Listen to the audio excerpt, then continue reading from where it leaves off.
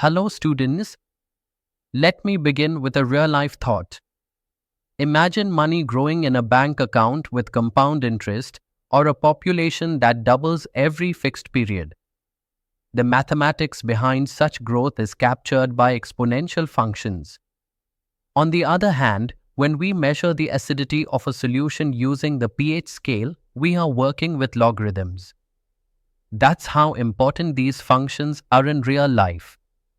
In mathematics, the exponential function is written as f of x equals e raised to the power x, where e is the Euler's constant, approximately equal to 2.718. The logarithmic function, written as f of x equals log x, is its inverse and is defined for x greater than 0. Both functions are continuous and differentiable, which is why they play such a central role in calculus. Now let us focus on the exponential function. The curve of e to the power x rises very rapidly when x is positive and decreases towards 0 as x becomes negative. One of its most remarkable properties is its derivative. Formula: derivative of e to the power x equals e to the power x. This means the slope of the curve is the same as the value of the function itself at every point. No other function has this unique property. Also remember, e to the power x is always positive, no matter what real value of x you choose. A quick sketch of the graph shows a smooth curve that rises steeply on the right and approaches the x-axis asymptotically on the left. Next, let's look at the logarithmic function. It is defined as the inverse of the exponential function. That means if y equals log x, then x equals e to the power y.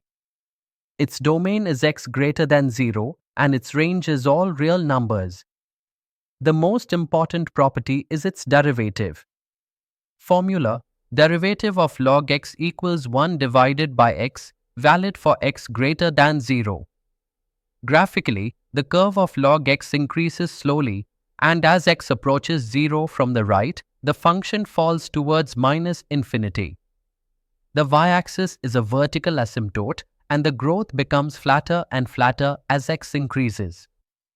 This slow and steady growth is why logarithms are often used to compress very large scales, such as in measuring earthquakes or sound intensity. Both exponential and logarithmic functions are beautifully smooth. They are continuous and differentiable throughout their domains.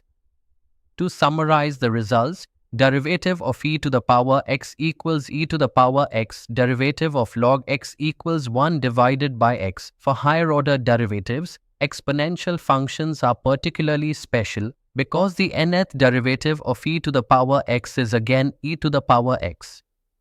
This makes them extremely simple to work with in differential equations, limits, and integration problems. These results form the foundation of many real-world applications, from physics to economics. Now let's see how exponential and logarithmic functions behave inside composite functions using the chain rule. For example, the derivative of e to the power ax plus b equals a times e to the power ax plus b. Similarly, the derivative of log of ax plus b equals a divided by bracket ax plus b. More generally, the derivative of log f kiss smiley equals f dash of x divided by f of x, provided f of x is positive. These results are extremely powerful because they allow us to differentiate complicated expressions easily without starting from first principles every time. Let's apply these results with an example.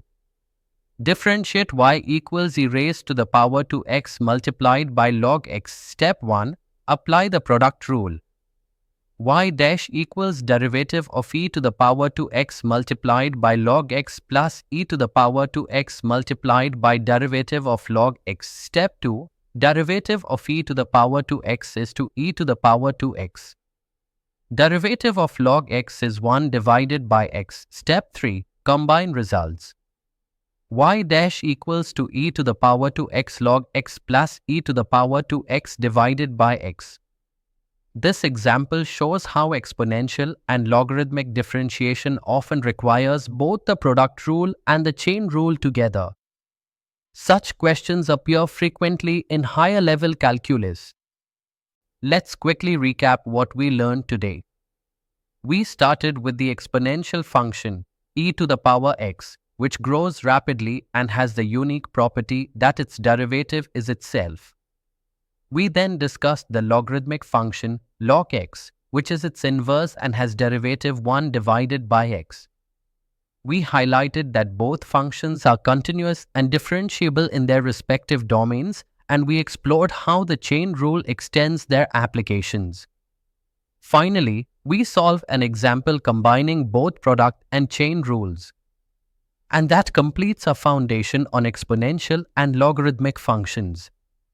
These two families of functions are central not only in calculus but also in real-world modeling of growth, decay, and scaling. In the next session, we will build on this knowledge to explore more advanced differentiation techniques.